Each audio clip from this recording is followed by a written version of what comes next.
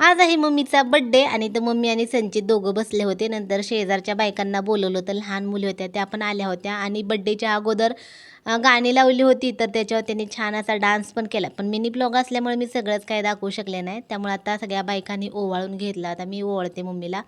सगळ्यांनी ओवाळून झाले की नंतर केक कट केला. तर जवळपास संध्याकाळच्या एक 7:30 पावणे 8 वाजल्या होत्या. नंतर सगळं घरातलं आवरल्यानंतर मग बड्डे स्पेशल आम्ही येणार होतो बाहेर जेवण करायला. मग बाहेर आलो होतो, ऑर्डर दिली होती आणि सगळ्यात पहिला मसाले पापड आला होता.